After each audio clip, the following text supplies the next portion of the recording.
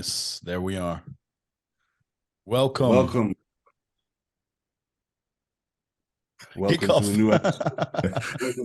What a kickoff. A new episode of the EP podcast. Today we got a special guest. He needs no introduction, but let's introduce him anyway. Wesley Vissers. Welcome. Yeah, thank you guys. Thanks for having me. How you We're gonna, feeling? we're gonna, I'm feeling pretty good because I had a long, well, not a long off season, but a quite challenging off season, and now I'm finally starting prep. So whenever you're doing an off season, you want to do the prep. Whenever you're doing the prep, you want to do an off season. That's the Yep. endless cycle of a bodybuilder. But yeah, right now I'm still loving the prep for sure. So you just Yeah. recently started your prep again. Yeah. So I started around 17 weeks out, and now I'm around, well, at the end of the week, I'll be 15 weeks out, but I'm luckily in a better conditioning than the last time I started my prep. So usually I would need 20 weeks to be sure, but because the conditioning was already quite good, I could start a bit later, basically, to extend the off season, because otherwise it's very difficult to make progress in an off season that's less than 20 weeks, for example. So I wanted to maximize the off season, but at the same time not get too fat, so I could actually extend it a bit further before starting the prep. Yeah. and you're saying you've had a challenging off season. In which way was it challenging? So I'm used to eating quite a lot, and especially during prep, we all want to eat as much as we can. But once you're actually eating above close to 7,000 calories every single day, and I am someone who wants to do that in a clean way. So I don't really go for cheats or easy foods. I always go for the staples of the bodybuilding staples. So when you're around 700 to 800 grams of carbs a day and your weight is staying the same, that's becoming quite a challenge to then, okay, how am I going to increase my weight now? Because all the other aspects are pretty much nailed down. The only thing that you can increase safely is then the nutrition. Yeah. So that was the most challenging part, because I'm not used to that happening. But at the same time, it was a positive, because back when a few years ago, when I did eat that many calories, I would get just fat. But it also has to do with this off season. As I mentioned, ate much cleaner than before. And before I was like, oh, I can have like fries here or a different kind of protein source with a bit more fat there because it's the off season. But since I'm now really battling it out with the very best of the world, I have a feeling I can't slack anything, no matter whether it's the prep or the off season. So yeah, this one was the most challenging because it actually was the most perfect off season until now. Yeah. So do you find there's from anecdotal evidence, there's a difference between, say, you're eating 5,500 calories in your off season from clean foods only versus 5,500 where you're eating, say, 80% clean foods and 20% like whatever Rice Krispie bars and all that stuff? Do you feel like there's actually a difference in the physique, in the quality of the physique throughout the off season from your own experience? Yes, I do think so. Even though it might be difficult to find it in the literature, in my own experience, eating the exact same calories and maybe even exact same macronutrients, if the food quality that you're eating is lower, as in like more junk food and like the food you mentioned, like the Rice Krispie bars and stuff, which are very popular in America, Yep. then for some reason, you do get, at least I get fatter more quickly. Could have to do with insulin resistance or not getting the micronutrients that would support your metabolism in the same way as with healthy foods, because I always, as I'm known for, like to get a lot of my macronutrients from the food that I eat. And of course, digestion also plays a big role. When you feel very bloated after a big junk food meal, you're not as likely to move as much, so you automatically do less, you walk less. So maybe your metabolic rate will actually be lower while you think you're pretty much the same in terms of caloric intake. Maybe the net ratio of how many calories are left over could be more when eating junk food, especially it's just easier and you're less likely to maybe move around. So yes, I do think that it has an effect on body compositioning. Yeah, 100%. I agree. Also, basically what you're describing there is function. So when you eat more shitty foods, you become less functional, both from like an expenditure perspective as from like an internal perspective. So your digestion and the way your body is actually working. So I do agree. I think there is definitely a link there. I did my last off season clean foods mainly as well, and I had to eat close to 900 grams of carbs at some point. I had the same struggle as you. I was like, where am I gonna get this carbs from? I myself, I cannot eat gluten, so I have to get everything from basically rice sources mainly. So I did all of them. I did like cream rice, rice cakes, whatever rice product there was available. No Rice Krispies though. No. But then also, if you're on that amount of carbohydrates, 800 grams a day, even if you try to take it out of a junk meal, it's also still pretty difficult because it's a lot of carbs. Yeah, for sure. You mostly get a lot of fat with it, which makes it Yeah. more difficult to eat the next meal. So in total, I mean, the ratio of the carbs and the ratio of the macronutrients is probably different when you're trying to get a lot of it out of junk food anyway. And it's more difficult to get the carbs, which in turn increases performance in the gym, which would all go downhill when choosing worse foods like that. Yeah. All right, so you're 15 weeks out now. I'm a bit off here, but your first show, do you have to qualify again now? Should it top 10 That's or what I not? want to ask too. Yeah. Yeah. Oh, I think only the top 3 at the Olympia for classic physique is automatically qualified, and the rest still needs to qualify. So even like I think most of them already qualified anyway, and everybody in the top 3 except for Chris Bumstead did another competition anyway as well. Yeah. I think that's the big difference between classic physique and the open category, also because they simply like to compete, and it might be less stressful on the body not carrying around as much weight as the open guys.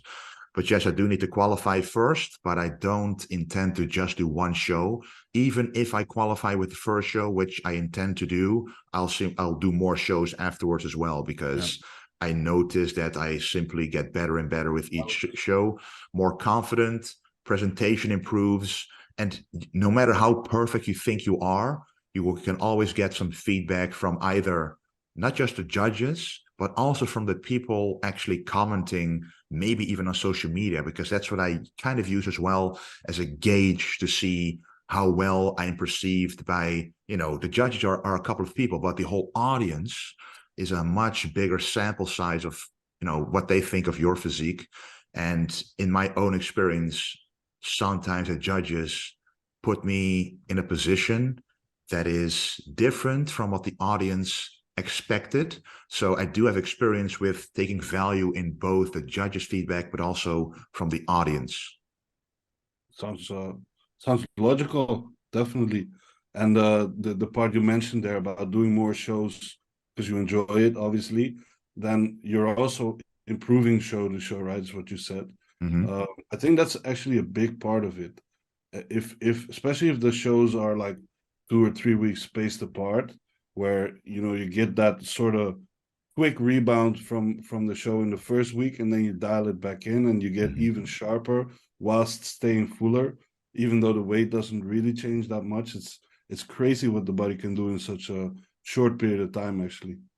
Yeah, I think even especially the first show, because then you lose all the stress and the nerves and the cortisol from the first show. Because last year I did the All Classic UK and I got third, because I was holding, according to the judges, a bit of water, which means a bit too much fat, to be honest. But I only had 6 days to compete at the Yamamoto Pro in France to qualify for the Olympia. And I looked way better there, and only 6 days. So I kept dieting, going very low. But as you mentioned, you do have that high those 2 high carb days that I had before the Arnold, which kind of boosts you already. And then you automatically go straight to your diet, lose all the water weight from the stress, and then go load again. And then you get that rebound as well without the extra water weight. And then you look a lot better. And as you say, the weight doesn't even change as much, but you do look a lot better. That's crazy. But that's also something you see much more often, right? So people 1 week out, they do a big refeed just to get back up to the glycogen and stuff like that, deload, stress management, just to get that better physique. Yeah. I think that also is the ideal scenario, because every time that I want to do something like that, you're like, well, I have some time left to burn some more fat, so I stop now. Yeah. And that's happens almost every time, that you don't want to stop at the diet yet, because you're like, I can still do this. I'm still looking quite full, but I still have some fat here and there. And especially at the level that I'm doing it, you simply cannot be shredded enough. There's always someone, especially if you guys know him, Michael the Bull, for example. I mean, first of all, it's impossible to get his kind of conditioning for me, because that's, let's be honest, also genetic. Yeah, a big part of it. I was actually talking with Callum about that, especially that guy. He was saying the same. It's like at some point there, it's the way his body balances out fluid, his skin type. It just those factors at some point you cannot influence yourself just by dieting more, or that's just the look you get, basically. Yeah, it's just amazing to see those pictures. Like we did the same show the first time at the All Classic, and you see that picture like 1 or 2 days out. You're like, well, okay, I'm not going to be the most shredded guy. Let's just focus on other things. But yeah, on stage, then my personal strength would be the fullness and in my eyes, like the real dominant classic look, basically, to try and outmaneuver guys with better conditioning. And luckily that happened at the Olympia. But yeah, it's always a daunting image to see someone that shredded, knowing that it's literally impossible for you to get that shredded and retain your fullness, basically. Would you say you have more issues with staying full, or more issues with getting shredded, just genetically? And more getting shredded, because when I try to get shredded, I lose the fullness, and then I have nothing, basically. That happened at the 2019 Oral Classic, where I went very, I digged very deep for the conditioning. And backstage, I couldn't even really get a good pump anymore, because we went so low. The loading process didn't really do much. And at the same time, we were too afraid to load too much, because you want to show that extra striation. And then when you're on stage and almost 6'3", then you need that fullness, because otherwise you will look too stringy. I did look very conditioned, but still those shredded glutes weren't really there. Everything else was shredded, but if you don't have the shredded glutes and no fullness, you're not winning at any of the fronts in bodybuilding that could be a winning package. And then, you simply don't win. Yeah. It could be like, in this case, your glutes didn't show striations simply because you over-dieted and weren't able to fill out and actually push the muscle out to the skin that much. But shredded glutes is not really classic, right? No, that's a big discussion that's a big discussion that I always have, because I turned pro with trunks that were not allowed, literally not allowed in the rule book, to show the glutes. My coach even said, well, just pull up your trunk a little bit in the side chest, and then you can show the conditioning, because from the side my glutes are very conditioned. Yeah. But you weren't allowed to do that. But now it's almost all about the glutes. Yeah. If you don't have the glutes, I mean, the top 3 is almost the top 3, because they have big and shredded glutes. Shredded glutes, yeah. So, yeah. Yeah, the judges almost still... I felt like sometimes classics being judged, especially on the higher level, as being judged as bodybuilding, basically. Who looks the most like a bodybuilder and still fits within the weight cap? At some point, I was thinking they were almost judging that way, versus like, okay, what's actually classic? Who's the But biggest I don't know. bodybuilder and still fits normal clothes? Yeah, it's of course they can always have the best example, which honestly is the best guy right now, Chris Bumstead as number one, and no one can argue that he isn't the best classic physique at the moment. Even though he's not perfect, he still manages the best balance of everything. He has the size, the conditioning, the proportions, and the stage presence, the small waist, so everything he has going for him. But yeah, there are some guys, even at the Olympia level, who, in my opinion, don't really look classic at all, and still place, win pro shows, because otherwise you can't get to the Olympia. Yeah, I was actually talking more about like those qualifying shows, and especially here in Europe. If I look at the last season, I followed some classic shows there, or like qualifying shows, and I just followed the classic part of it. And I was like, yeah, it looks more like a bodybuilder to me. Like just fits within the weight cap, but he looks like a bodybuilder, to be honest. Yeah, and to be honest, I do understand a lot of those guys, because if I have a weight cap, but even if I didn't have a weight cap, I wouldn't be much heavier than I am right now, because I'm literally trying to be as big as I can, as big as I can. So it's not like I'm purposely holding myself back to fit the weight cap. It's in the back of my mind, knowing there's no use going to like 300 pounds in the off season, because you can't hold on to it anyway. But even if I said that's in my head, I can't even reach that weight. As I mentioned, even with the food that I'm eating, I'm not getting that heavy. So yeah, I think a lot of classic guys, they don't have a choice, because they're way too small for the open class, and they don't want to do men's physique. So then classic is the only thing left. And yeah, but some guys still are not fit for that category. I agree.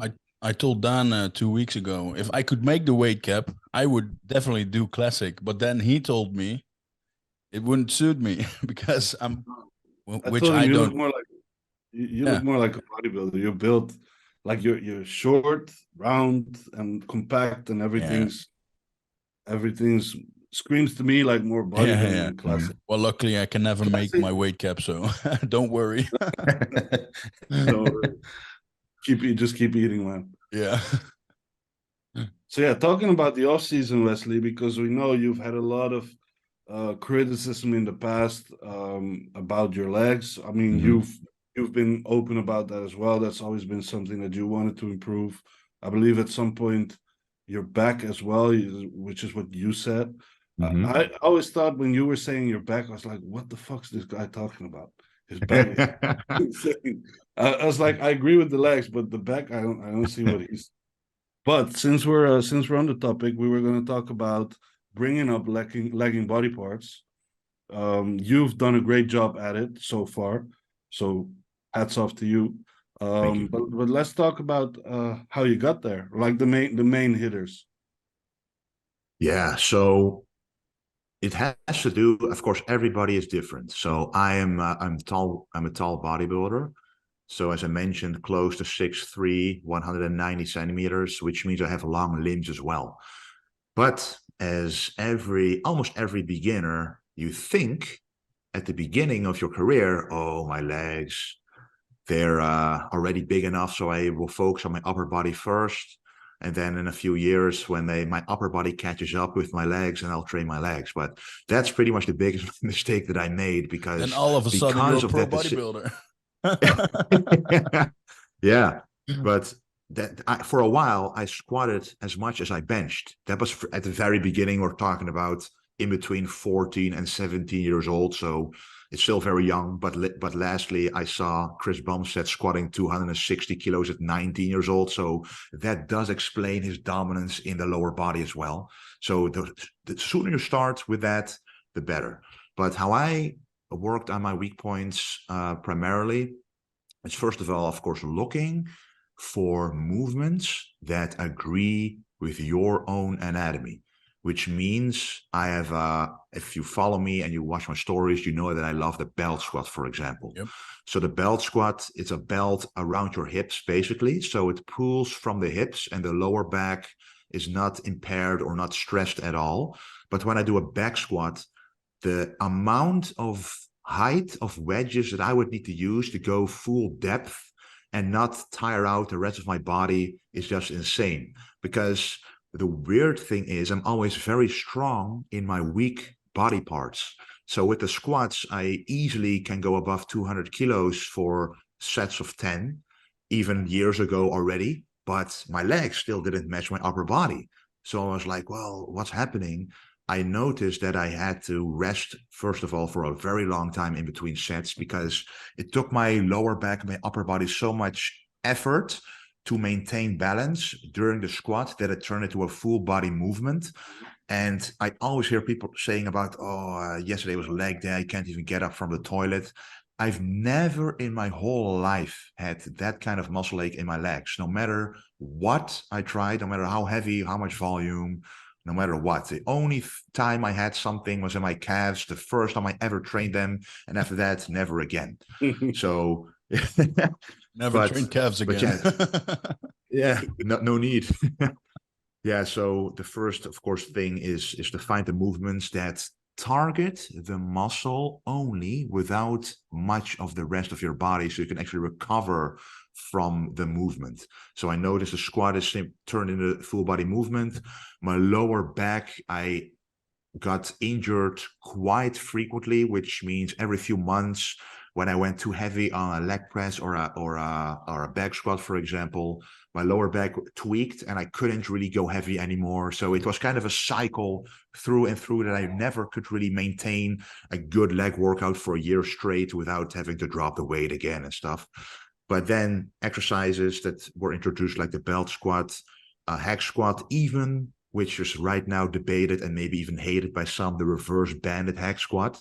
But in my opinion, if it takes away limitations that you previously had, like at the bottom of the hack squat, the lower back being stressed or the knees being painful, it allowed me to do a lot more volume on the hack squat, increasing the weight a little bit, and that way progress in the lift, log the lift, make sure you beat your lift every single time that you train, and the frequency. I train my legs as much as any other body part now of my upper body, except the volume per workout is more. So where I, for example, do for chest, I might do 6 to 8 working sets because chest is already a strong point and an easy body part for me to grow. The leg is like, I start with 4 sets on the leg curl. That's a first movement, as my hamstrings are the weakest body part within my legs. So that's already 4 working sets done. Then 4 working sets on the belt squat, then 4 working sets on the hack squat, and then maybe 4 on the leg extension, or even 2 to 3 extra on the Bulgarian split squat, for example, to make sure that I really hit the legs from all angles. And of course, this is talking about the off season. In the prep, the volume and even the exercise amount goes down. But basically, when I started logging and selecting exercises that feel good for the legs, that provide me with a good pump, good blood flow, without compromising the rest of my body, that's when my legs really start to grow. And most importantly, throughout all of this is full range of motion. So really going as low as you can, being honest with yourself. Can I go lower or not? No, I can't. Literally, my calves are touching my hamstrings, or if I go lower, my heels would leave the platform or the ground, and then it's simply the rep is over. So that full range of motion, it was a key for me with long limbs to really get the stretch in the muscle that it needs for growth to occur.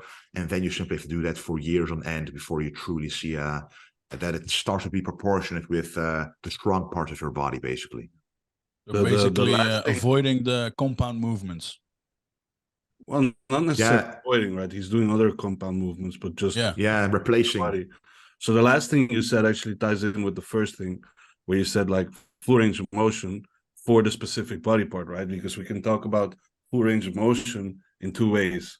You can do a squat where you feel like you're doing a full range of motion for you if you're looking at it. Yeah. But is your quad really going through full range of motion there? Probably not, right? Because your limbs are longer. And true. So that actually ties in with movement selection, which you said, like pick movements that actually suit your own anatomy. Which is, I really like what you said there, because this is a mistake I see a lot of people making, is they have leg and body parts, and so they just start to do more work. They just do more. But like Joe Bennett, you know him, hypertrophy coach, said once, he said like the thought process of some people is like, one pile of shit is bad and doesn't work. So what we do is just more piles of shit. And then we expect a different outcome. Like, it doesn't happen that way. Yeah. You got to look at, okay, what am I doing wrong here? And first make sure that the work you're doing is actually working before you start doing more of that work. Exactly. Yeah. That's a mistake I see so many people making. Like, for example, for you, a barbell bench press might be a great movement. It has been working well for you throughout your whole career. And so people see that and they're like, okay, I need the barbell bench press. Might not be the best exercise for them. Their chest doesn't grow. They're like, okay, I'm going to do it 3 times a week now. And then it still doesn't grow. And probably they get used belts and maybe some injuries and stuff. But this is something very important. So to anyone who listens, if you have lagging body parts, maybe look at, link up with some biomechanist or a movement specialist, someone to look at you and who can tell you like, okay, this is a movement that works well for you probably, and then start practicing that and get better at it. Make sure you actually, like Wesley just said, be able to feel the muscle at some point. If you feel it, it's probably working. So that's a good cue to use. Yeah, that's true. You gotta, that's where the mind-muscle connection simply plays a role, even though it might be a vague term to a lot of people. The first thing you have to do is simply feel what you're doing. So if you do a barbell squat and you feel it more in your lower back than the legs, I mean, you know exactly what you're training there. It's going to be, I had very good erectors when doing the barbell squat, but it didn't serve my legs quite a lot. But when I do the belt squat or a proper hack squat or even a Swift machine squat where I can adjust the stance and add a wedge to it, then I truly feel it in the legs and not as much in the other parts of the body. I think a pendulum squat would be a very good one for you as well. Pendulum squat. Yeah, I would actually love a pendulum squat. I've never tried it, but I hear a lot of people saying that it's like first of all, a very heavy movement. And also, of course, you can hit a super deep range of motion with not having to use a lot of weight and still get a lot of stimulus out of it. Yeah, man. And you can pretty much push it closer to failure than you would be able to do with like a barbell back squat, simply because it's a machine and you can't really go wrong there. Good machine for your inventory. Yeah, definitely, man. Yeah, that will be great. Because you're moving to a new location, right? Yeah, that's the plan. That's the plan, because we maxed out the location that we have right now, and with that, we just want to increase the space in order to put more equipment there. Because the deeper you get into the bodybuilding game, the more you realize, okay, the more specialized you basically want to train. So yeah, something like a pendulum squat would be amazing. I'm looking at a lot of back machines as well, just to target the muscle more and more specific. Once you've got the mass, and it's all about trying to be sculpting that mass into that exactly what you want it to be. Which back equipment are you looking at? I'm curious now. So I've tried a lot of Prime fitness equipment as well in the USA. So that will be a great one to try, mostly because it has like these, as you know, the 3 pegs you can put the weight on, and you can exactly where in a range of motion you're having most trouble, you can lighten the weight and to make sure you can really maximize the amount of the range of motion, so you can really maximize the amount of reps basically you're doing in every set. And to me, yeah, that would be amazing to have. And next to that, we also have a lot of ATX equipment from Germany, which is great sturdy equipment, because mostly if you have a gym that with not a whole lot of space, a back machine takes up a lot of space for literally one movement. So that's why our gym is equipped with a lot of that ATX equipment, because it serves multiple purposes within one machine. And all of the brands, that is the best brand that can combine those movements into one spot and still feel like an actual good way of training, instead of a lot of other brands which makes each movement go from 100% to like 70% effectiveness, because they try to combine it in a weird way. And the gym you're obviously you have one right now, but the one you're looking at opening is, is it like just for yourself, or you want to open that up to public? Yeah, I want to open it up to the public for sure. Yeah, I've been, thinking of that for years, basically. But I also have to say it is very nice to have your kind of your own private spot, especially during the pandemic, which happened. The gyms had to be shut down for multiple months in advance, and literally my schedule didn't change even by a second. It remained the exact same. Your COVID schedule was just training. Yeah, it was a little more quiet in the gym, but still, I train at any time I want. Right now it's 5 minutes from my home, so it's perfect. Yeah, and I can also imagine that, being well known as you are, sometimes training in a gym where there's a lot of people around, especially if you're going to a public gym that's not yours. Yeah. You're gonna be like not able to do your training sessions properly simply because you're being pulled over all the time. Do you notice that? Because you sometimes train at the new gym, right? The gym van Drunen. Yeah. In Van Drunen, which is near where my mom lives. So whenever I go there, I simply do a training there as well for time efficiency. But that's the gym where I started at, actually. So that's kind of different because the people know me anyway. So don't know me from being a more known Dutch bodybuilder, but they just know me from a child. So it's not that special to them to actually every single time I'm there to stop me and talk to me. But I did notice like the basic fits of the Netherlands. If you go in one of those, you just forget about having a regular training. Yeah. But to me, the most unique thing is that regardless of which gym in the world that I train, there's always going to be someone who knows you. And most of the gyms, they literally offer, okay, do you want to train here? You can do it for free, for example. It's a very unexpected perk of having a YouTube channel where you show exactly what you're doing, because they want you in their gym, because it might, end up on your social media. So especially in America, it's just incredible that whenever you're training there, people recognize you. Because the culture is different, they don't disturb you. They, maybe at the beginning or at the end of the workout, they want to come talk to you for a picture. But when they actually see you training seriously, you notice that they are looking at you, but they're not really interacting. So maybe it's my face as well. The way you're looking, aggressive.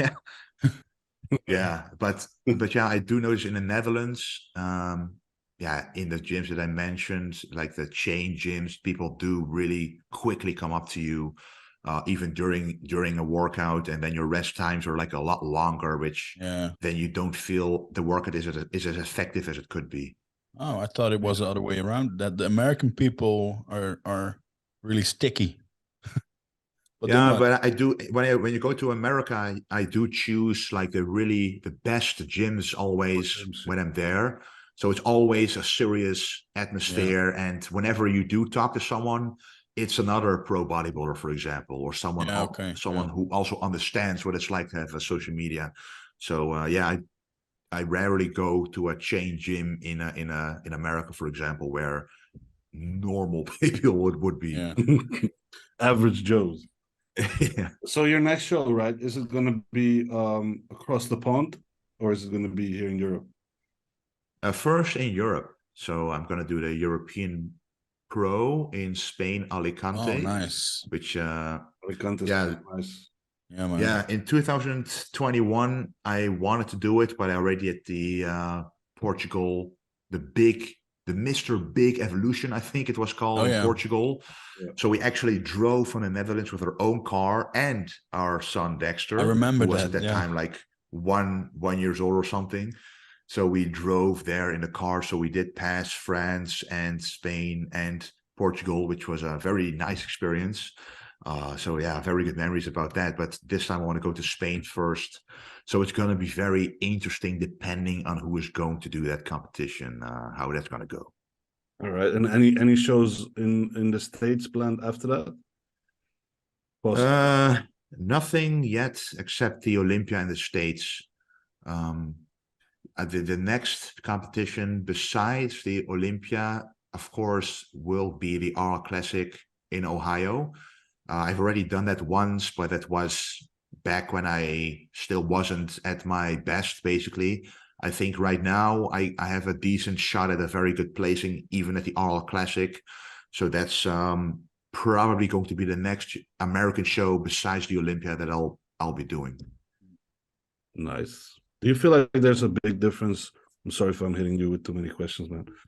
Between the shows in the States and the shows in Europe, even like on a pro level, the way they're run, the way they're judged, and all that. Well, since I've done a few shows in Europe, which are like if they are in Poland or something, then yes, the shows are smaller, they're run differently, still pretty good, but not compared to the bigger shows. But also Two Bros Pro in the pro show that I did, the pro qualifier that I did to win my pro card, that was run really well. It was actually held in the Olympic Stadium where the Olympic Games were held previously in London. So it was a huge, basically backstage. The backstage was like multiple, yeah, it was like multiple auditoriums together, basically. So everybody had like 10 meters in between per people, basically, even though it was a very busy show. So that was great. And the other one, of course, in Birmingham, the All Classic UK was also run very well because, of course, it is an All Classic and there are American judges there, American, how do you call that guy? Well, Sean Ray was there also, by the way, to announce the guys, I think. So there's a lot of people from America who help to run some of the shows in Europe if they're bigger. But yes, in America, I, of course, did then the Olympia, which is a whole different piece altogether. But I did the Chicago Pro there in 2018, which was also run very professionally. But you do notice if you do go to America, you're pretty much going against only Americans, at least when I did it. So when you go to Europe, no Americans at all. They're not going to come here because they have so many shows over there. So it's always, do you want the challenge of going to the USA and, you know, as a foreigner, basically trying to beat all the American guys? Or do you want to stay here, less stress, less travel time, same time zone, maybe even, and simply win your pro show here and then just go to America for the Olympia? Yeah. That's what worked best for me always. Yeah, like it's strategy wise, it works. Yeah. But I believe that, like, obviously I can't talk from experience here, you do. Just competing in America is just fun altogether. As in, you get the whole trip, you get the culture. It's so big there. Bodybuilding is very alive. I would personally love to do it. Like, I was even thinking about trying to do a pro qualifier in America, which is even a bigger challenge, obviously. Yeah. For sure. Yeah, you're totally right. I mean, I love America. That's first of all. I always wanted to go to America, even as a little boy. And then I finally went there to actually do a bodybuilding show and then winning the show. That was, and I can't even describe the feeling that you then have. But the trip is amazing to go there. The open roads, the amazing cars, the supermarkets, like, yeah, everybody there says bad things about Walmart. But when we from the Netherlands go to a Walmart, it's an amazing candy store of food for us. So and things like that, really, that's the things you remember because they're so different from a small country like the Netherlands, that it's so big and open. And yeah, like you're saying, the culture, you can walk around there in your tank top and you do get remarks, but they are all positive. They're all giving you compliments. Whoa, how long are you training for? Well, you must be very regimented, but in a positive way. And yeah, we have other experiences in the Netherlands. Yeah, definitely. I one time walked in New York and I went to a protein house to get a shake and some protein bars. And then I walked out and a dude turned around and he said, "Whoa, man, you look like a pro wrestler." And I'm exactly. Like, no, just out of the blue. Guys like that, yeah. Yeah. I was, the most shows I did were always at the most American places, like Las Vegas, for example. Like when you're walking around in Las Vegas, like in your tank top as a bodybuilder, with like sunglasses on, like almost a Terminator, basically. You get a lot of, not only about being a bodybuilder, but also about being like a movie star. They want to go with you on a picture, not because of your muscles, but because of like the vibe and appearance that you have in Las Vegas. And they're like, oh, that must be someone You known look or like a Hollywood special. star. Because, yeah, exactly. And that's a very different environment and feeling that you can ever get here, for sure. Yeah. Nice. Yeah, that's why I was thinking, like doing American shows just for the experience. Like strategy wise, I agree it might not be the best thing for us, but yeah, it's hella fun. So Yeah. Yeah, for sure. Yeah, can't deny So, that. Wesley, how do you look at your professional career in terms of when you were a hobby bodybuilder? Yeah, I still remember the day that I asked my parents if I'm allowed to do a bodybuilding show. Because to make a long story short, I never thought I could do a bodybuilding show because I was simply a hobby, not even a bodybuilder. I was simply doing basically weightlifting and lifting weights in the gym. To add I to got that, quite, yeah. we asked the Instagram people some questions, and someone said to me that you have a history in gymnastics. Is that true? Yes, I do. Oh, really? Look Yeah, at that. I did gymnastics for 4 years, and I noticed that out of everything, I like the most to hang in the rings or go on the bridge and do like dips or pull-ups or anything related to strength. That's what I found interesting to do. But yeah, it did bring you like an athletic base and strength because, you know, as I was very young back then, I was like 10 to 14 that I basically did that, I think.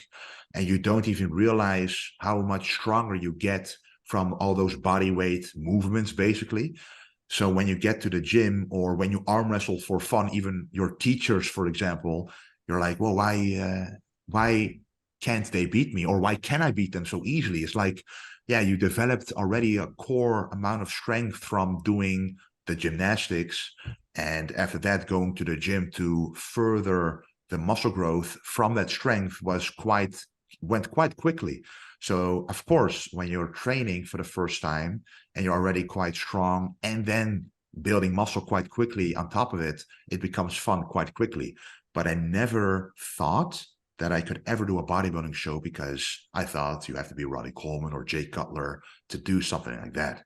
So someone offered me free coaching. He told me, if you're going to do a competition, I'm going to coach you for free to the show. And yeah, then you might even win. I didn't expect anything but doing your first show as a junior and then winning the overall. And back then, I wanted to do the first show naturally as well, because I wanted to kind of prove to myself, I was still very doubting, should I even do this? I was kind of doing it for fun, so it wasn't serious to me. But at the same time, I wanted to see, okay, if I can do this naturally and win, then I also know and kind of like guarantee to myself that I can sacrifice a bit more to really go all in for this bodybuilding thing.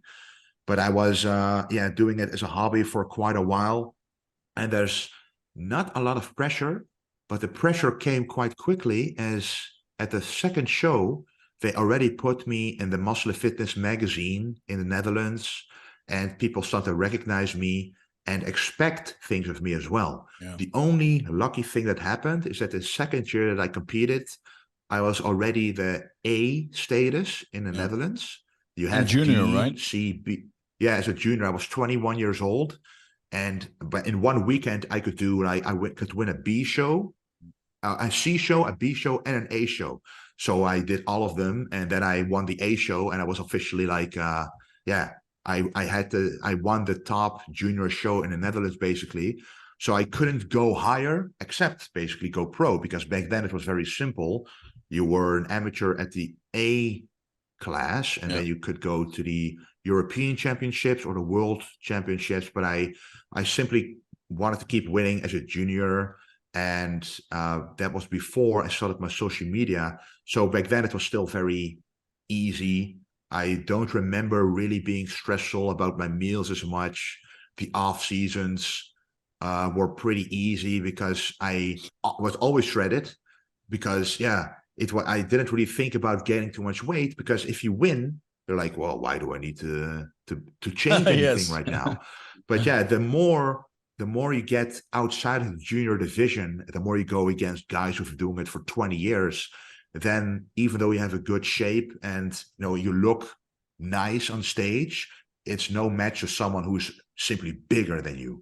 And that's when I noticed, when you win the junior class, and it was called the Juliet Bergman Grand Prix in 2014, you win the junior class, and because you win, you go to the overall of that competition. So Yep. I was a junior, but you also go against the super heavyweights, the heavyweights, and all those guys. And then you do notice, okay, if I want to win in those categories, I got to put on a lot more muscle. Yep. And that's when I started to take the off season a bit more seriously. And yeah, that's when I tried to become better and better, but still didn't have any vision of the Olympia. I know that one guy in the organization back then, when it was one organization still, he told me, well, I'm going to try to get you to the Olympia.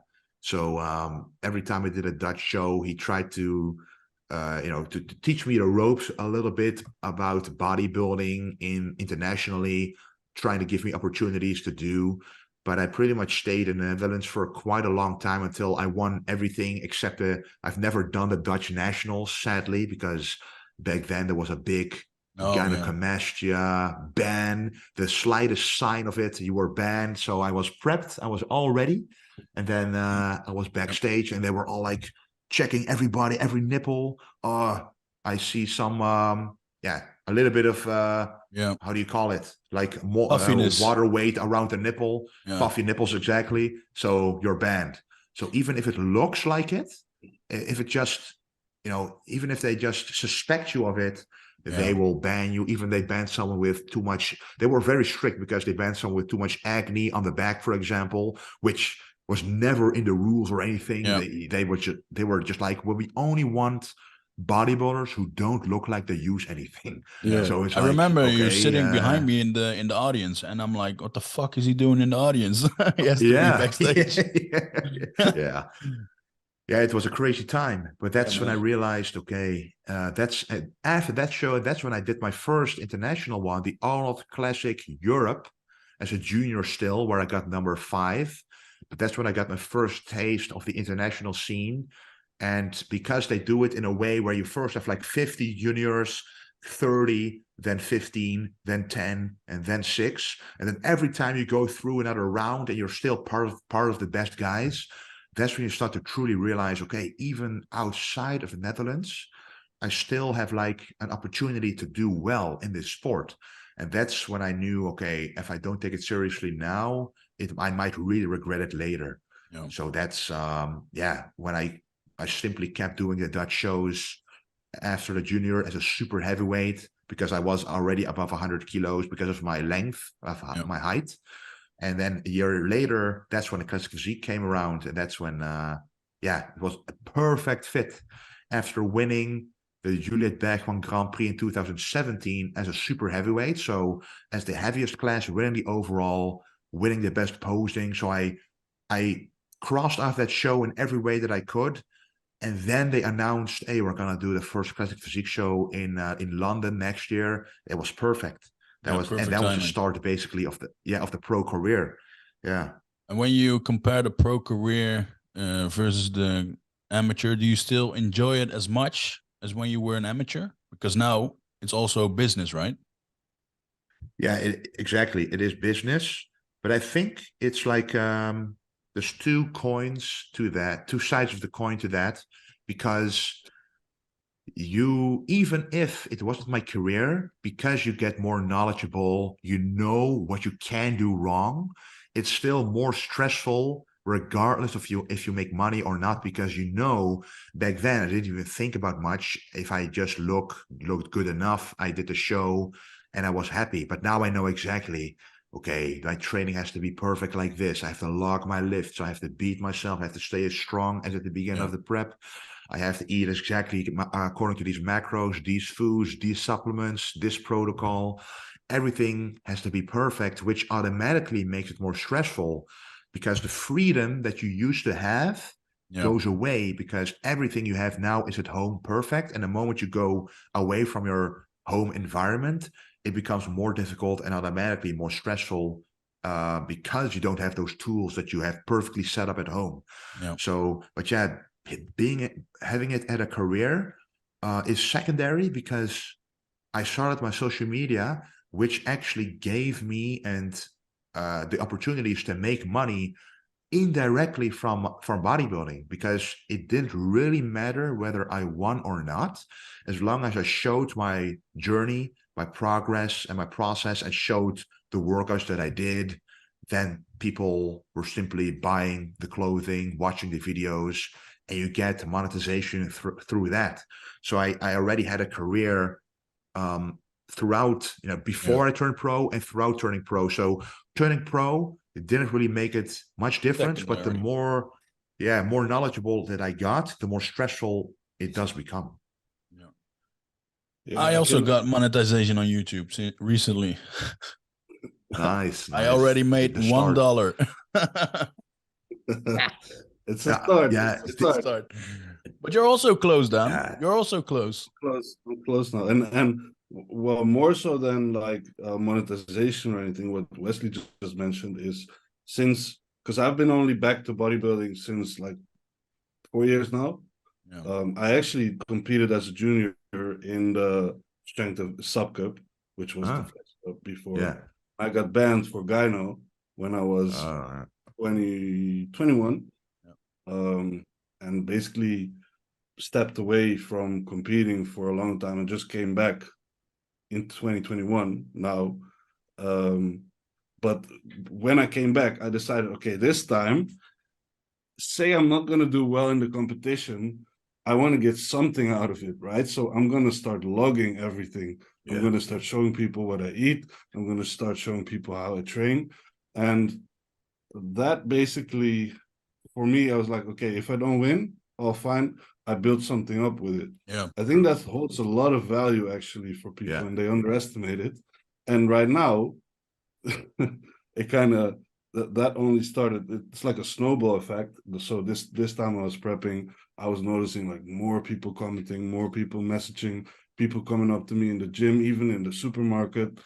And then there comes the part where you were talking about, Wesley, which is where you feel like people expect things of you. Yeah. People start having expectations, which kind of brings this whole different level of stress to doing bodybuilding and competing, right? Then now all of a sudden it's not just you.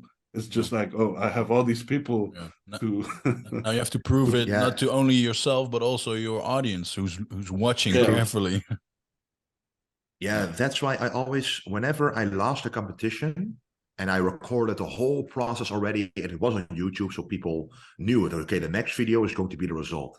Yeah. So the best thing that I always did is simply be entirely transparent about, okay, why did I lose, and what do I learn from this, and how am I going to improve upon my previous package in order to win next time. Yeah, because that's what people want to see. They don't want to see the perfect guy, the perfect bodybuilder always winning. They want to see also the struggle, and that it's not always going to be your way. Sometimes you lose. And then I remember the guy that I beat. The guy that beat me at the show. I look at his physique side by side with mine on video. I was doing a live commentary as the video played, and I was like, yeah, he simply is better conditioned. Look at this pose, his side chest he's doing it better, his presentation is better. I simply named off all of these points, and instead of getting a lot of feedback about a victory, I got even more positive feedback about the whole fact that I was being humble and transparent about it, and they supported me even more, and they wanted to see me do well even more. So exactly. More pressure. But the most special memory that I actually have is when I won my pro card and then did a pro show. I won the pro show and I went straight to the Olympia in the first year. People, of course, then the hype was amazing for me because they were like, oh, wow, he won everything. He's going straight to the Olympia. Yeah. And back then, Chris Bumstead was number 2. And because me and Chris at that time were both like young guys on YouTube, I had way more subscribers back then, which right now is a very different story. But back then, it really it looked like to people, whoa, he's gonna come and beat Bumstead. Yeah. And they were actually commenting on his videos, saying, "Oh, watch out, Wesley is coming." And it I brought remember that. and when we actually were at the Olympia at the meet the athletes, or basically the registration where we all have to weigh in, he came up to me and said, "Well, oh, we finally meet in real life." And he actually had to acknowledge the fact that so many people were mentioning this to him. But of course, he got second and I got number 14 that year. And that's basically the difference. Is only this year has been, a little bit smaller, but Yeah. that was still a very special time because you were lifted up so much by the community. Yes, it's a lot of pressure, but also the belief in you, it does give you a lot of motivation as well. You're like, whoa, I can actually do this. He's number 2 in the world, and people are already saying that I can beat him. And they've watched all my videos, they've watched the pictures, they've seen everything. So if everybody says you can do it, why not? You really start to think about, whoa, maybe I can. Yeah, and that's when you realize if you do 4 shows in a row, after a while, your body is starting to deteriorate, especially when you don't have the experience or the knowledge how to, combat that, basically that fatigue. And that's exactly what happened the first year. But it's something beautiful. We have to acknowledge that as well. Like, we talk about the pressure, but yeah, being in a position where you're carried like that and where you're celebrated like that is truly something special that we should not forget. Like, yeah. That's why the famous quote, I think even Chris himself says it, pressure is a privilege. Yeah, that the moment that you feel pressure, that means that people are actually caring about what you're doing and your result. And that already is a victory, in my opinion. definitely. So looking at, obviously you're a pro, you've been in the pro league for how many years now exactly? 5 years now. 5 years. Yeah. You turned pro from when there was still one federation here in Holland. Then thereafter there was the whole fiasco and split and everything, and now there's 2 federations. One of them is slowly going in a different direction. Yeah, we saw something new today. Fading away. Yeah, some new rule again. And then obviously we have the NPC now, which is people are starting to go that route because that's the way you get to the IFBB Pro League. How do you look at amateur bodybuilding? If we're looking at Holland now, right? Because we're all from the Netherlands. How are you looking at the level of amateur bodybuilding? Are you aware of the level, or are you not that mixed in anymore with the amateur bodybuilders? Well, I used to, of course, be a lot more involved. I pretty much knew everybody back in 2017. And actually, I think at the end of 2017, or maybe the beginning of 2018, that's when the split happened. So I had to write an official email to them, which decision, because they were asking me, okay, what are you going to do? What are you going to do? Because I had to make a choice, and they knew that show of the NPC was coming to Europe for the first time. So I got a lot of backlash from that organization when I chose the NPC. But then luckily I proved them wrong in the same year by actually standing on the Olympia stage, which them themselves told me they were going to make happen for me. So it's like kind of ironic that I ended up there, even though they were very critical of my decision choosing for the NPC. But yeah, after turning pro at the NPC, I didn't really track the amateur level at the Dutch level. But I do know at one point that people who won the Dutch Nationals, they were always on my mind, because every time that someone won the Dutch Nationals, which wasn't a lot because Corona came in between, but I wanted to train with them because I wanted to still support like the Dutch community. We had William Bonek and Roelie Winkler a little bit, kind of Curaçao also, but that was pretty much it next to me. So I wanted to support also the other Dutch bodybuilders and bring them to light, because I'm from the Netherlands and I got in the international scene, but it took quite a long time to actually get some traction being from a small country. So I wanted to do that for some some quite good Dutch bodybuilders as well. But it was pretty cool to see Lorenzo Leeuwen, who recently won his pro card. Last weekend. Which was amazing because back when I competed in the Netherlands, he was a junior and I was a junior, and we were very often like compared and see, oh, who's the best junior of the Netherlands? And we never ended up competing. Do a guest posing together, right? Yeah. We did a guest posing, which was the only time we were on stage together, we never competed together. And when the split happened, he chose for the IFB Elite or whatever they're truly called right now, and I chose for the NPC. And it's pretty amazing to see now we're back together. But he's of course in the open category, and I'm in classic. But I did still keep track of one more than no names in the Netherlands like that. Yeah. Yeah, I personally think like if you look at the last regional competition here, which was Siggy's, if we're looking at classic, right, because you represent classic bodybuilding for the Netherlands, if we're looking at classic there, man, you should have seen it. The amount of people competing in classic is huge, crazy on the amateur level. It's getting so popular, and obviously you are a sort of a statue there, especially to those young Dutch guys. So I think like you showing up at this is not me pushing you, right? But I think it would be for Dutch bodybuilding and just raising the standard in general.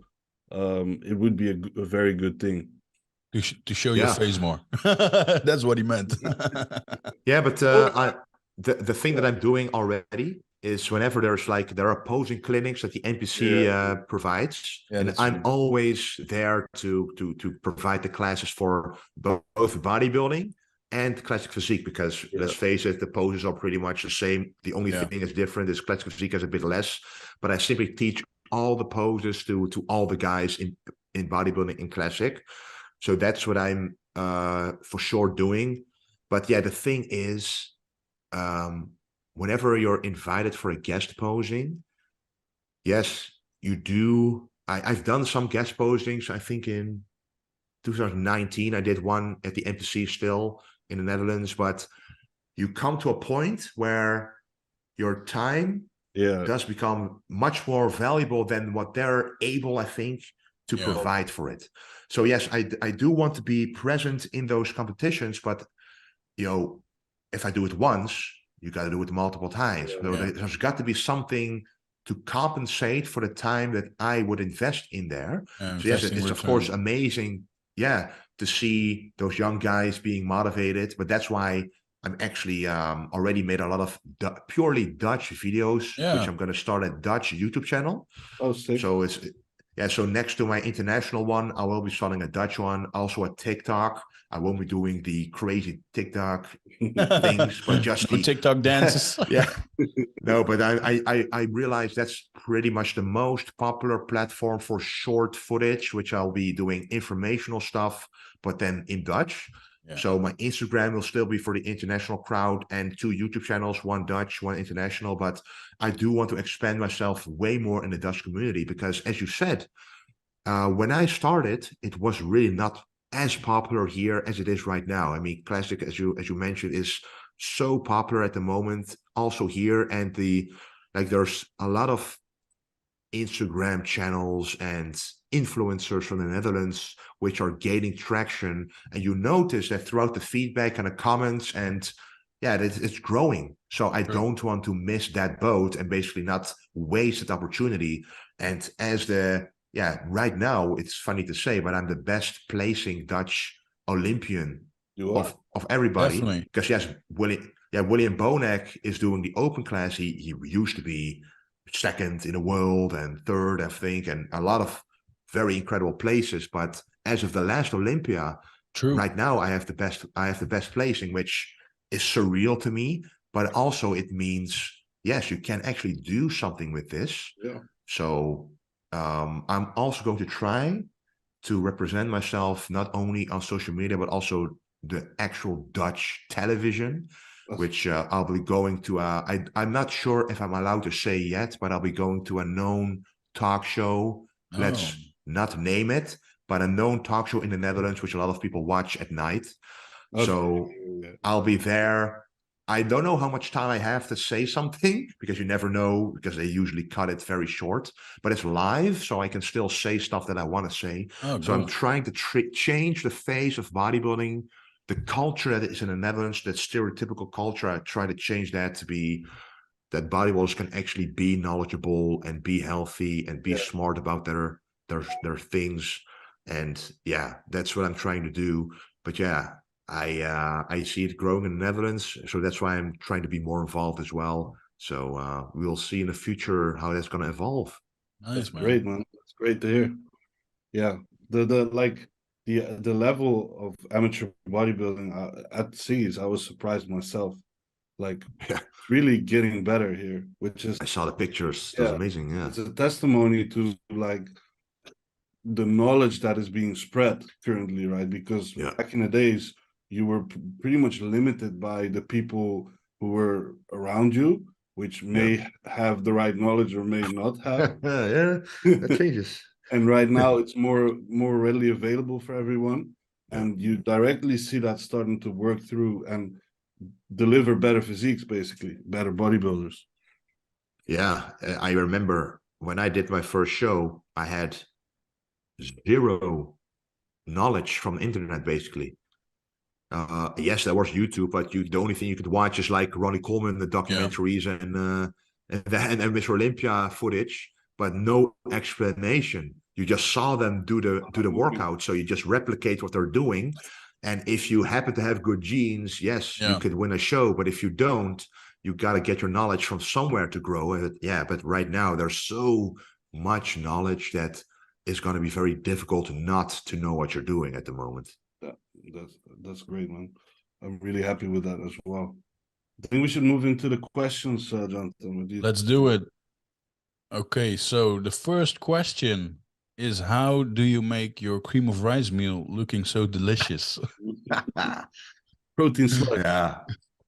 Yeah. So yeah, you have like multiple names for it. So you first have the cream of rice base, which is just basically rice flour mixed with boiling water, a little bit of salt, maybe a little bit of sweetener. Okay, then you got the base ready. It has to be nice and firm. That's the first. It can't be too watery, otherwise the whole experiment already fails. Do you measure that your has to water be, or? yeah, so, but it really depends on the type of rice flour. But if you want to go for a thick consistency, if you have 100 grams of rice flour, in between 400 and 500 mils of boiling water, mixing it with how do you call that? A garde? Yeah, with a whisker, with a whisk. Then really make sure it's really finely mixed, and then you let it cool for like 5 or 10 minutes. Let it firm up. That's the perfect base. Put some chocolate drops in there to make it melt, dark chocolate, so to keep it as healthy as possible. Yeah. On top of that, you put some frozen berries or fruit of your liking. So you create like a cold layer to prevent the topping, which is the whey paste, whey sludge, whatever you want to call it, whey frosting on top. And that then it keeps its consistency because of the frozen layer below. Because the moment that it touches the hot cream of rice, it starts to hydrate basically and starts to become watery. So the type of whey really does matter as well. With whey isolate, it's going to be more difficult. So with a whey concentrate, at least it's going to be nice and thick. The whey itself has to taste good on its own because it's going to be a concentrated flavor. Because you're only going to mix, for example, 60 grams of whey with 50 to 60 mils of water, depending on how thick the whey naturally already is. Then you simply mix that in a separate small bowl. And then on top of your cream of rice, you simply let it pour over. And then you got the absolute perfect cream of rice meal, which never makes your breakfast boring ever again. This man can write a whole book about it. Yeah. I actually will. Vintage genetics cookbook. Cookbook. And I will come out with a recipe book actually. Really? Pretty soon. Yeah. Nice. Yeah. That's a good teaser. If you have to choose between cream of rice and oats, I used to eat oats I think I ate oats so many times that I still have to eat cream of rice for like 3 years before I ate as much cream of rice as oats. So right now it's still cream of rice. Okay. I find that like in prep, I lean more towards oats simply because they're more like, I don't know, filling, you know, because of the fiber content as well. There's another hack for that actually with cream of rice. Oh. So Yeah. have you ever used the powdered egg white powder? Like you have like whey, Yeah. but then egg whites in powder. Okay, just like liquid egg whites firm up in the pan, the exact same happens with powdered form of egg whites. So if you mix it through boiling water, you can literally see that it turns to like almost like egg whites in your pan. But if you mix it perfectly throughout the cream of rice, that helps form up the whole thing as well. Okay. And if it's then not thick enough, you can always add like 2 to 3 grams of psyllium husk. If you add too much, it's going to become a strange texture, but you want to add a little bit. It takes up like 20 times the amount of water as it weighs itself. So then another firming addition. And then you also get the fiber, which you would normally get out of the oats, also added. So then you basically got a potentially, I even managed to get with 30 grams of cream of rice, I could add a liter of water and it still maintained its shape. Wow. So that it's all possible. That's crazy. This is a question which I'm interested in as well. How are you dealing with, since you have a little one? He's not so little anymore, but he's been like between 0 and 2 years old. How do you deal with like lesser sleep, especially related to bodybuilding, because we know sleep is very important. Yeah. With the little one that keeps waking up, if that happened, obviously. Yeah. So I actually have right now I have 2. So, and the second one is 10 months old. So it's not been that long since she woke up quite a lot during the night. So to be honest, since 2019, I haven't had a single prep with a good night's sleep. So I've achieved number 8 in the world at the moment with subpar sleep. This is not to say that you can achieve a lot with subpar sleep. This is to say that I might have a lot of more potential if I get the sleep, because if you even if you do everything right, and I'll give a good example, but with not enough sleep, you're not gonna burn as much fat, you're not gonna build as much muscle. One of the examples that I have is with my body weight. I start out the previous prep at around 130 kilos. I had to go down to 1,800 calories and 90 minutes of cardio, and on top of that 12,000 steps every single day. And part of those 1,800 calories were 340 grams of protein. So basically no carbs and a little bit of fat. So because I didn't really get a lot of sleep in that prep, I had to go that low with the calories because I couldn't burn the fat. Because during the night, during a good night's sleep, you simply burn, your metabolism increases, your metabolism during the day also increases because of your good sleep, you recover better.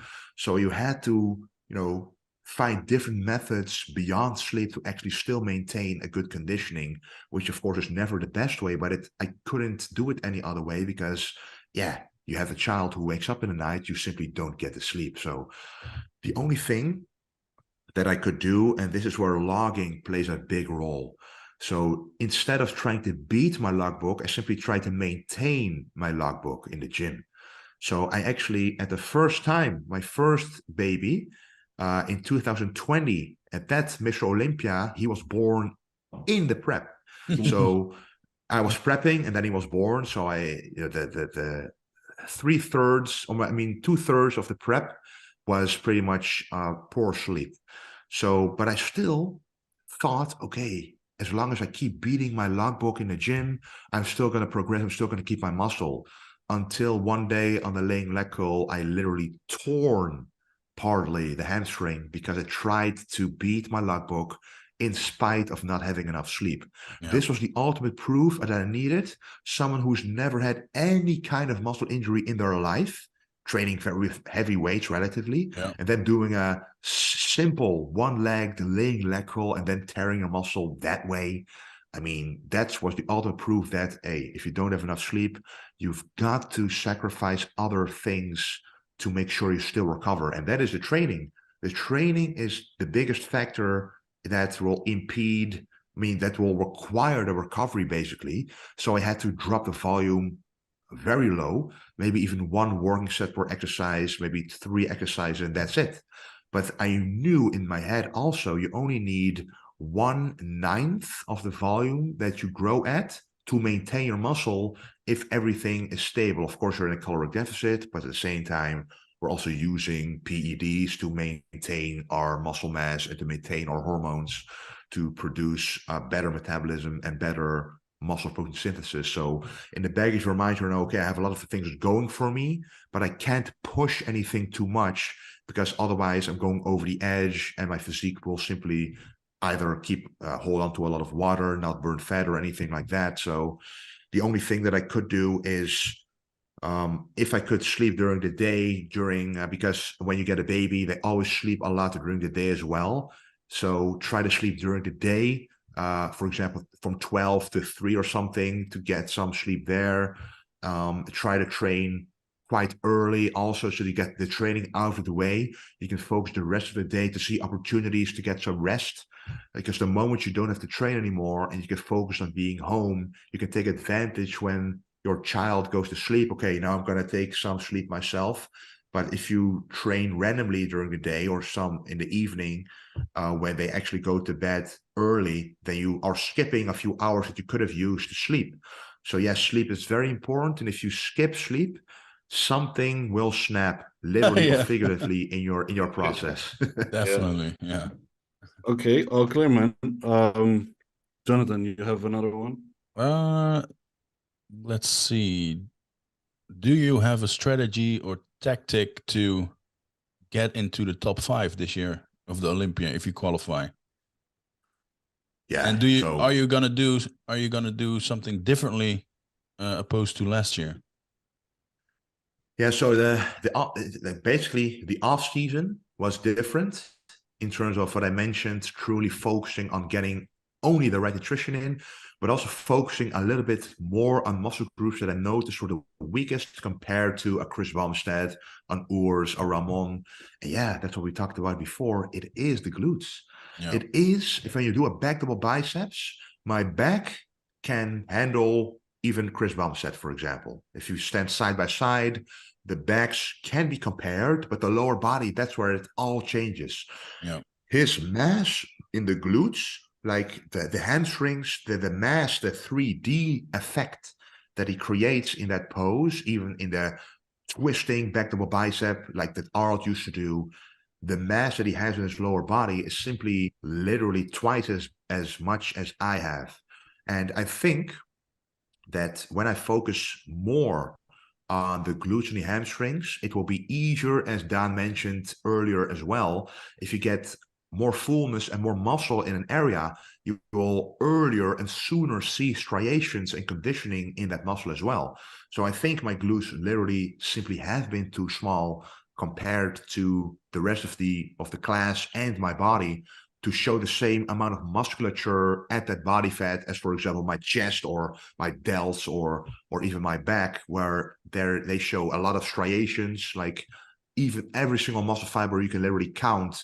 But when it comes to the glutes, you know, from the side, yes, you can, but from the back, it's still missing. So I simply needed some mass there. So the focus in the off season was doing a lot of Bulgarian split squats. We even purchased a hip thrust machine, tested it out at the FIBO Expo. We tested out every single one, the best one that felt the greatest. We purchased there and put it in our gym. So we did make some investments to ensure that we focus on the weaker muscle groups, and even perfecting the leg curls and putting a bit more volume in there because it's an isolation movement, so you can allow some more volume there and simply feel out and see in the logbook whether you're still recovering, getting stronger in that particular exercise. So honestly, just focusing on that part of the body and letting the upper body do its thing because it's already at high Olympia level. Yeah. And the conditioning, because right now I told my coach, my coach is Stefan Kienzel, and I told him, yeah, we can go quite low in calories and quite high in cardio, and I'm not losing any muscle. So we are now more confident in going lower sooner rather than waiting and being afraid, oh, if you go this low, maybe we're going to lose fullness. No, I didn't lose fullness at all. I actually looked my fullest ever on stage at the lowest amount of calories, simply because I managed the training better and the fatigue better. So yeah, starting even earlier and going even deeper sooner in a prep, managing fatigue that way, and that way I'll be sharper, better, weak muscle groups, and I hope with that package that'll bring me over some guys and hopefully in the top 5. So just going back on the training part here, are you doing any other hip hinges as well, apart from the hip thrust? Yeah, I'm actually on the belt squat, which is a versatile movement. I also do a Romanian deadlift. Okay. The reason why I'm not doing it with a barbell is it's too fatiguing for my lower back. I think my posterior chain is too weak for the amount of weight that I'm able to lift, because I can keep putting weight on, but at some point it's like, oh, I can literally feel my lower back starting to give out and my hamstrings are still able to push this, because I'm so used to pushing a lot of weight on isolations, and yeah, they're just a strong muscle group, even though they're not as big as they could be. So, but I recently went from also the Romanian deadlift on the belt squat to a unilateral Romanian deadlifts on the Smith machine, which takes away the stabilization and it takes away the amount of weight you have to lift, but you can still really go deep in the stretch for the hamstrings, and also with the glutes going back up again, using the glutes to go back up basically. And that feels really, really good. And not to forget, because this is something I feel like people who focus on their legs forget a lot of the times. Like, you know, the famous saying, people want to grow big arms and they say like, well, you got to train your tricep because it takes up the biggest amount of your arm. People who want more dominant legs from the front shots, right? If we're looking at side shots, we're looking at maybe hamstrings, obviously quads there. But if we're looking at the front, a huge part of it is also your adductors. And people forget that. They're like they focus on the quads so much and forget about the adductors, which the adductors, if we're looking at your legs, Wesley, they were always criticized for being straight, right? Yeah. Straight quads, not a lot of roundness there. If you look at someone like John Jewett, for example, John Jewett has straight quads. His quads are literally straight, but his adductors are massive. Just because of his adductors being so massive, his legs look round and full. Because like they're pushed out that way because of the adductor size. So I think that is a very important aspect as well. And if you're doing deep hip hinges like the single leg Romanians, or even the Romanians with the belt squat, the adductors are getting hit pretty hard as well there in a deep hip hinge, which will also serve you very well, I believe. And what do you think about the adductor machine? So literally isolating the adductors by pushing it together. Yeah, I mean, it has a place, definitely. I feel like my adductors grew most because I'm great at squatting. I'm built for squatting. And if I do a squat, I feel my leg 360. Nice. I feel my quad. I feel my adductor. I even, my glutes, maybe a little bit of hamstrings, but not that much. But what was I going to say? Adductor. Oh, yeah. I feel like if I do heavy squats, I don't really feel the need to do the adductor machine next to it because my adductors are pumped to fuck. But if I do a hex squat or a pendulum, where the adductors, because there's not a lot of hip shift there, right? Because you're supported from the back, so your hips don't shift back a lot, so the adductors don't play as big of a role. Then I do add in the isolation as well, just to get the most out of it. But that's also with glutes, right? Same thing. When you don't squat, you need to add in a bit of glute exercises, for example. Yeah. Well, with the belt squat, you'll hit the glutes. Yeah. Hit the glutes with the belt squat. Wesley's doing. Also depends on like your anatomy again, as in like how hip dominant is your squat. I think Wesley's squat is pretty hip dominant, as he mentioned. He's getting low back issues, so his hips probably travel back a lot. But I feel like, yeah, adductors, if you can put some meat on there, especially if you have straight quads, that's going to do wonders for your physique. Yeah, for sure. That's what I've tried to focus on as well by simply going full range of motion. Yeah, Simply, exactly. I think John Meadows, who unfortunately passed away a couple of years ago, but he also mentioned if you want to train any specific part of your leg, simply go as deep as you can, Yeah, and Yeah. and it will grow. yeah. So yeah, sometimes you don't have to be as Specific. thoughtful or think too difficult about something. Just go through full range of motion and you'll hit it. Yeah. And then you gotta listen a little bit to the mind muscle connection with how wide your stance is on some movements to see if you can hit the adductors a bit more. But yeah, I fully agree that the isolation movement is nice, but I think with the big heavy compounds that'll grow the adductors the most. I think you with your unilateral RDLs, you hit them pretty hard there. Yeah, I really do feel them. It's like, am I now hitting the hamstrings or the adductors? It's like yeah, it's almost like one big thing that you're Yeah, feeling. indeed, indeed. And if you're talking about back shots, like what fills up the legs from the back is also mainly adductors, right? If you really want Yeah, a dent. that's a really I'm sure you've seen it or maybe even tried it yourself. You can either push your hips forward and squeeze your glutes, Yeah, or yeah, yeah. tilt your hips back And then and the show your adductors come adductors. forward. Yeah, the messed up thing is that if I push the glutes forward, I get a bit more striation in the glutes, but the adductors, they go like in front of the legs. So Yeah. they're like invisible. But if I push my hip back, it like widens my leg twice as much, But but it becomes harder to focus on the contraction of the hamstrings and the glutes. So it's always like a trade-off there. yeah, I played with that a lot, man, actually. But I found a way to combine both.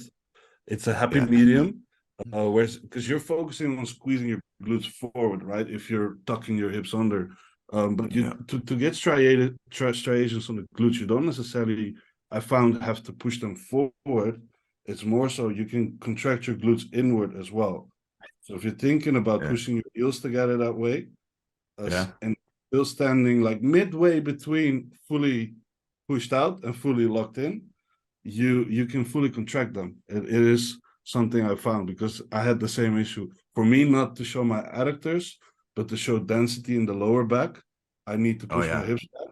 Yeah. Otherwise, my back gets straightened out and flattened out. Uh-huh. So I had the same issue just for a different body part. Yeah. But found it there's a happy medium. And if you're shredded enough, right? If you have enough mass there, if you're shredded enough, I feel like the striations are going to show. You can also go like, okay, start the pose that way, and then you push them in just to show the judges like you have those deep striations as well. Yeah, doing both. Yeah, you should make a tutorial video about it, Dan. just pushing your glutes back. I don't know what that's. Yeah, this question is kind of the same. It's like, do you have a tactic to beat Chris Bumstead? It's the same. Yeah, it's the same question. I try to make it a bit different. Yeah. Do you feel like there's a specific height, body height, that is the best for bodybuilding? Yeah, for bodybuilding, it would be, I think, around, well, in my opinion, around 180 centimeters. Might be a bit taller than most people would say, but one of my favorites is Ronnie Coleman, even though I'm a classic physique guy. But he was a little bit taller than the average bodybuilder. But when you then get that much muscle mass, you look unbelievably massive on stage. So, and Big Ramy, I think, also isn't short. I mean, I saw Phil Heath in real life, Jake Cutler, they're all a bit shorter.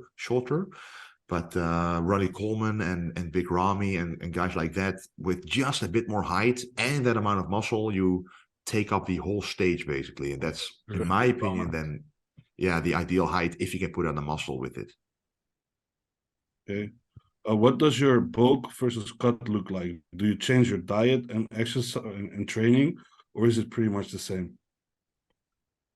Yeah, it's pretty. Of course, when you're cutting, what changes is that the diet plan truly becomes very rigid. So you won't Not even 1 gram differs. But when you're bulking, when you're putting in accidentally 10 grams more rice, you're like, oh, whatever, I'm bulking anyway. And even, but I do add, like when I'm bulking, I do add more avocado oils and oils in general, like fats more, to just increase calories without too much volume. And the moment I start cutting, I literally throw away all the oils just to maintain the volume of the meals. Yeah. And training pretty much stays the same. The only thing you change is based on your recovery needs or your recoverability. You adjust your volume, but exercise selection, intensity, and all that pretty much stays the same, right? Yeah, only throughout the last few weeks, then the volume is less, and unfortunately, the intensity, you have to stay maybe 1, 2, maybe even 3 reps in reserve, depending on how deep you're gonna go with your diet and how less sleep you get in some scenarios. Yeah, and also simply because you don't want to.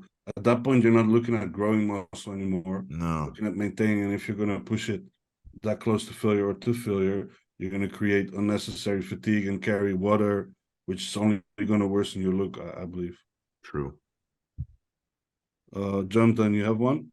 Let's see. Maybe the last one. This is a straightforward answer, in my opinion, but rather win 1 Olympia or rather win 3 classic or 3 Arnold Classics. Yeah, 1 Olympia. Yeah. Pretty straightforward answer, right? Yeah. Yeah. If it was 10 Arnold Classics, then maybe. Or infinite yeah, Arnold Classics. Yeah, it depends, because if the Olympia winner, well, if the second guy at the Olympia also does the Arnold Classic every time, then there's always going to be the discussion, oh, who's really the best, the Arnold Classic guy or the Olympia winner? Because you both beat the same guys basically, except each other. So yeah, that will be the only interesting scenario. Yeah. A lot of these questions are actually answered within our conversation already. Yeah. The only thing I find interesting here, which you do not have to answer this if you don't want to, but do you find that you're making different choices now that you have kids in terms of the risks we take in bodybuilding?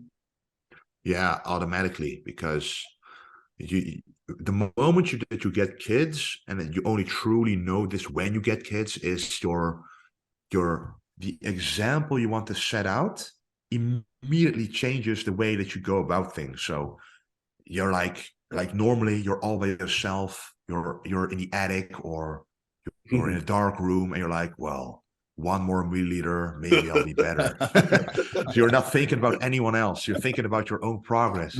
1 more gram. yeah.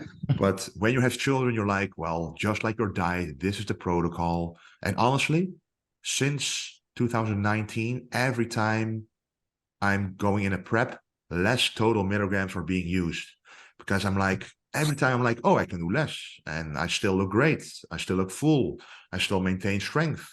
And that's the beauty again of logging everything. You realize, you can see in the numbers, hey, I'm taking like 1/3 less stuff, but the numbers are still going up, and I'm still making progress, and it's not going slower or anything else. It's still looking great, but you have to take less stuff. It's better for your blood markers, better for your wallet. So it's better on all fronts. General health, especially. Yeah. Yeah. I think those were the questions or not.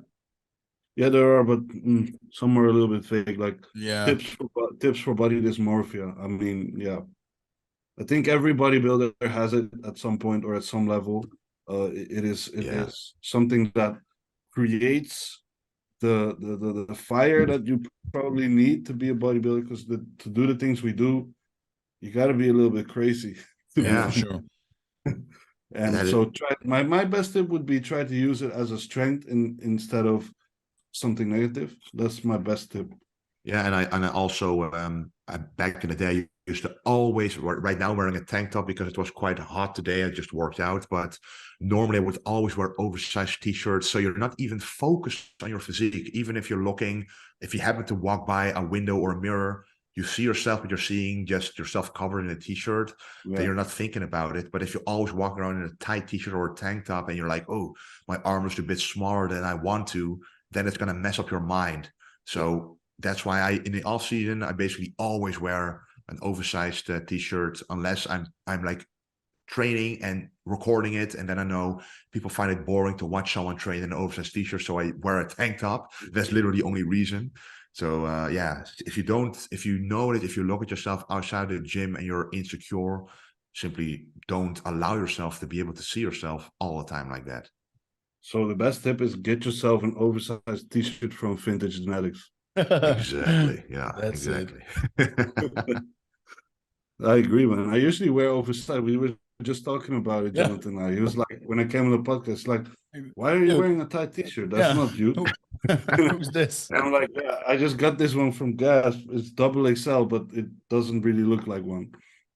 Yeah, that's what they know exactly. That's what makes a lot of bodybuilders confident. I'm wearing double XL and still tight. So Yeah.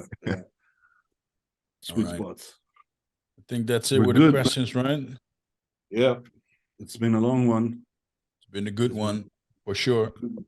yeah, I want to thank you, Wesley, very for your much. time. yeah, very welcome. Yeah. It's nice to see to you. speak to you in English instead of Dutch, as the previous two podcasts. Yeah, just yeah, we got to change it, right? Yeah, we got to Got switch. to make it more We got to interesting. switch to English, but you got to switch to Dutch. Yeah, exactly. And good luck with your prep ahead. Yeah, thank you. And hoping to see you do very, very well again this year. It's always My great best. to see Dutch bodybuilders at the top. So Yeah, definitely. Yeah, I'll try to make everybody proud. no pressure. No pressure. All right. Healthy Thanks, pressure. man. And we keep in touch. Yeah. Yes. Yes, very welcome. Bye-bye. Have a great day. Bye. Bye.